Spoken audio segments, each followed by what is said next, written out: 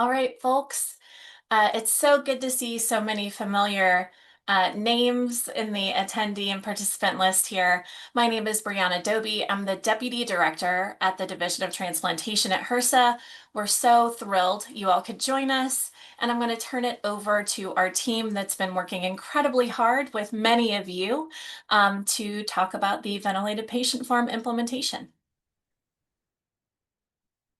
Great. Hi, everyone. I'm Stephanie Grosser, and I'm a senior advisor here at HRSA. I want to start by thanking all the OPOs who are able to join us on today's webinar, as well as the EMR representatives who are also on today's call so they can continue to support their OPOs with next steps. The VPF project requires strong collaboration between everybody here, and the enthusiasm from the community to adopt this new data collection is a big part of our shared success today. We received many of your questions ahead of time, and we're going to answer as many as possible in today's webinar. Today's slides will be available on our new VPF website later today, along with VPF guidance, including FAQs, that we're going to soon walk you through. Today's recording will also be available on that same site for anyone who could not make it today by early next week. As you all know, the national system today does not have a complete end-to-end view of patients referred to OPOs for potential organ donation. The VPF establishes a simple, consistent reporting criterion based on whether a patient was both ventilated during their terminal hospitalization and has a documented pronouncement of death. Having this comprehensive data will enable OPOs, the OPTN, and HRSA to better understand where patients exit the donation process and to be able to compare outcomes across OPOs. Before the end of the year, the OPTN will transition to exclusive use of the VPF. Soon, we're going to walk you through the exact milestones for this transition. Next slide. I wanted to first walk you through how we arrived at this point. We're very proud that the VPF had the first ever Federal Register public comment period for a secretarial directed OPTN data collection, which took place in close collaboration with the OPTN. HRSA worked with the community on these forums, receiving feedback from 2 different public comment periods, as well as recommendations from the OPTN Data Advisory Committee and 2 separate OPTN work groups. While some OPTN forums have low API adoption, the VPF was built with the API as the only collection mechanism. We did this to make this collection as low burden as possible for the OPOs. We worked with many OPOs this entire year to test the data fields and the API that we built. 8 months ago, back in January, we received the first live VPF data sent via API from an OPO into our data warehouse, and we've been already receiving data ever since. We're also proud of the unique and deep collaboration with a separate group of 7 OPOs who met with us over 3 months earlier this year to help define some of the data elements that are in the VPF form before all OPOs were asked to comment on that same data and definitions. The final form that was approved by OMB is strong, pressure tested, and viable for many OPTN member and network needs, and will power research and innovation for years to come. Next slide. We wanted to thank and call out individuals who participated in the VPF definitions work group from January through March. The results of their work were published earlier this year in conjunction with the final OMB approved VPF form, and the definitions are incorporated into a VPF guidance document that we have prepared for the community and that we'll show you today. Next slide. I also want to express our sincere gratitude and appreciation for all of the OPOs whose logos you see here who have either worked since late last year to send us test VPF data and others who have been testing their EMR interface for VPF data in order to move their submission forward. With that, I'll turn it over to Jason Ferrari from Sapient. Hello. So we'll now dive in. Thank you for that, Stephanie. We'll now dive in a little bit to some of the key submission dates, as well as some of the key milestones associated with VPF onboarding. So starting with VPF record submission, OPOs may submit the VPF form,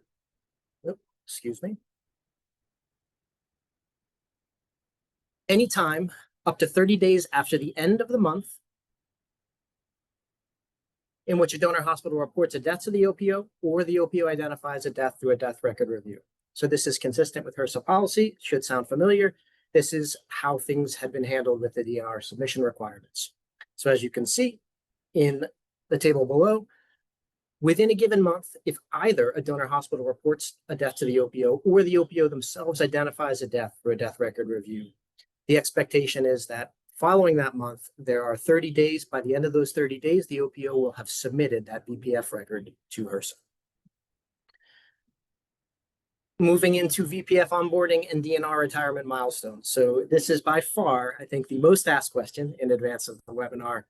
And we think about VPF onboarding and the DNR retirement together, understanding that there is some burden associated with for OPOs with submitting VPF data. We also recognize that some of the DNR requirements, submission requirements will be retired as well. So that milestone date, changeover date for moving from DNR to VPF is October 1st, 2026.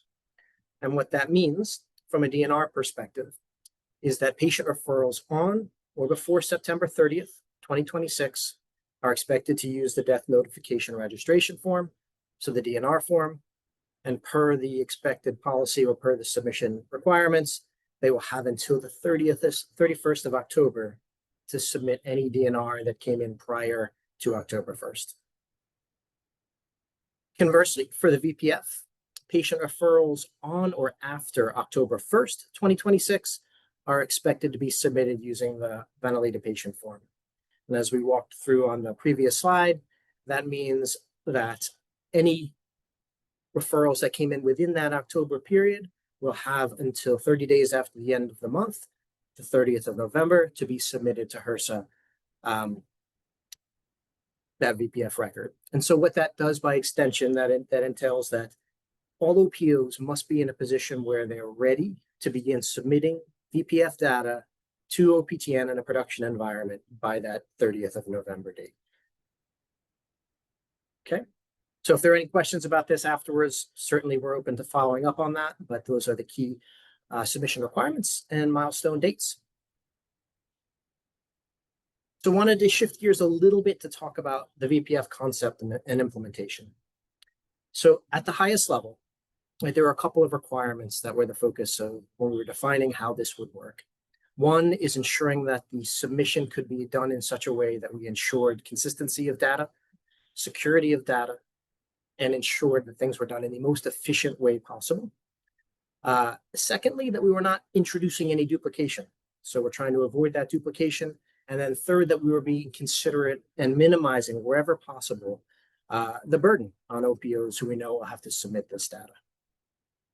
So as Stephanie mentioned earlier, there's a fair bit of work that went on over the course of the past 9 to 10 months in partnership with OPOs, as well as with our vendor partners, EMR vendor partners, to define the concept that at the highest level is represented here to the right, which involves heavy integration with the EMR, with your existing EMRs and EMR workflows, because that's where this data exists.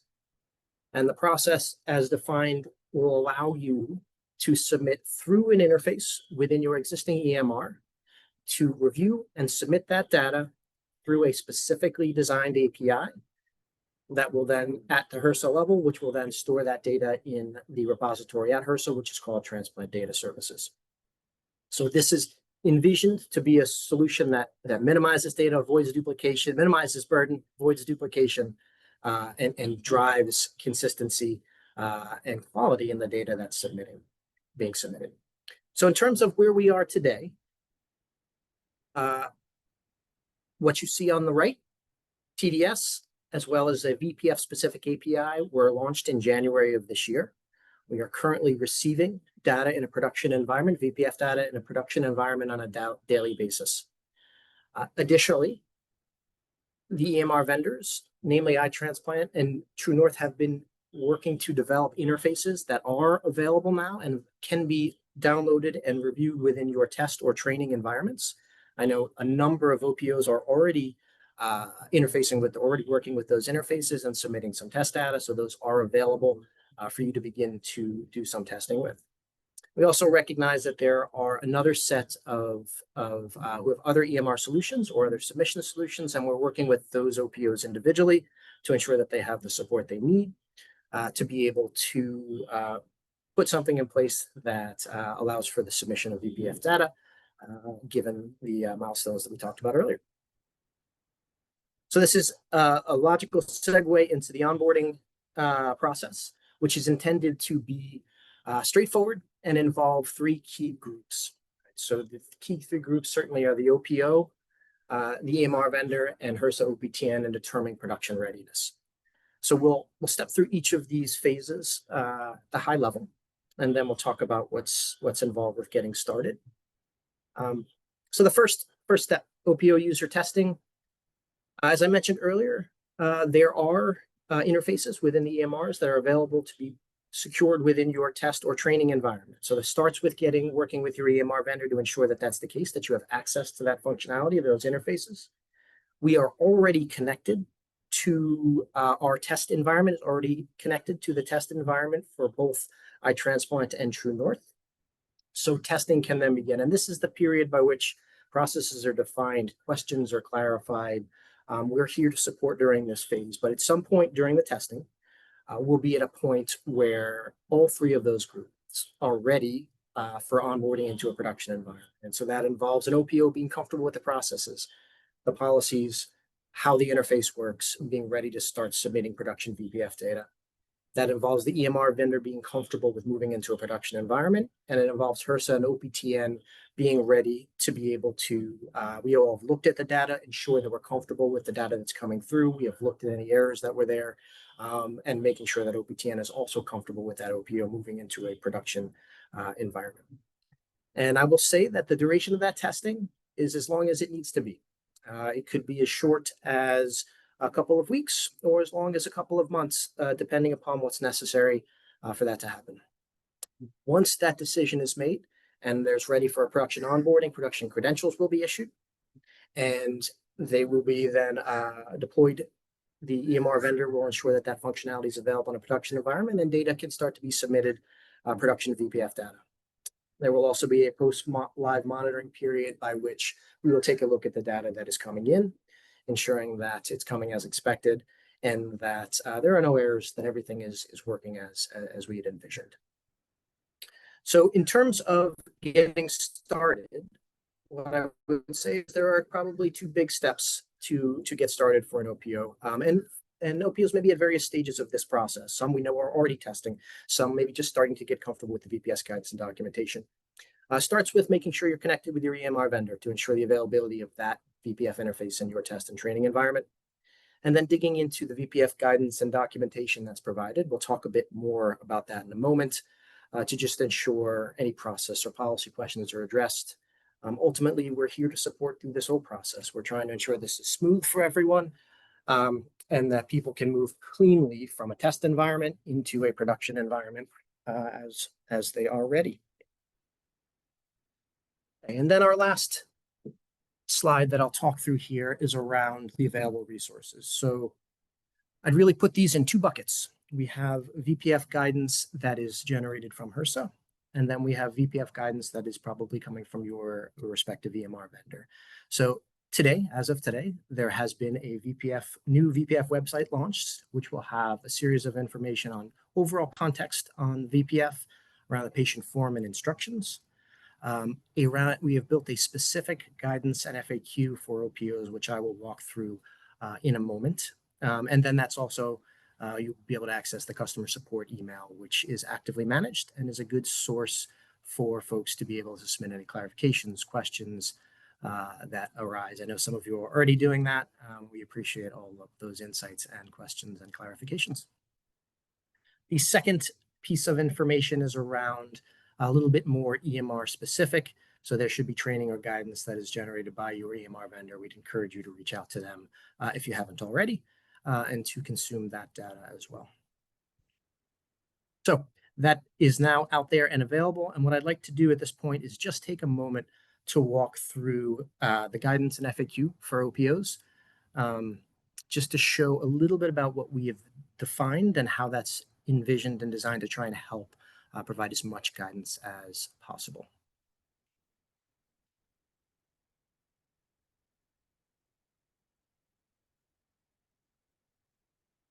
Okay, so what we're looking at here is the document itself, right? There are 5 forms. It is an XLS spreadsheet. Hopefully people are comfortable and enjoy using Excel.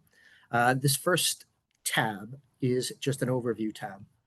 So there it will explain what each of the following tabs are intended to do, the purpose of the document. There is, you can see here, a version history, and that's because this is intended to be a living document.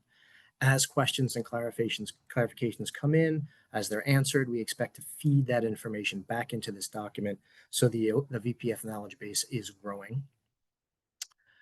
So as we dive into the first tab, general guidance, this tab is intended to be a source of general FAQs and guidance. So a lot of the information in here we've gone through in this deck, right? The purpose of the VPF, the website, the TDS website, the OMB form and instruction links, the customer help email address, as well as some of the higher level things around milestones, questions that have come out. This will continue to grow as questions come in. This is where any more general VPF policy or program questions will exist.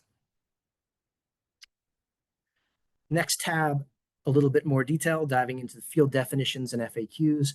So this particular form or this particular tab is about diving into the specifics of each field. So it'll talk about the fields that are part of the VPF form, the instructions associated with those, which come from the form itself, examples of what may need to be submitted there, required state, conditional required logic, and then specifically useful here, or one of the more useful pieces is we will have any field-specific FAQs included here. So for many of these, there haven't been questions, but for some of them, like date of birth, there have been some questions that have already come in, that already have answered.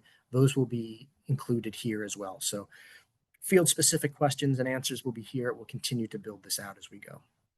And I'd add that this is a evolution of the documentation and specification that we have been working with EMR vendors on. So this, all of the required status, the values, how the submissions, those are all aligned with the interfaces that are being built by the EMR partners. The next tab is around selection options. So this tab itself will have all of the fields that have selectable values. And where appropriate, we'll have definitions and guidance.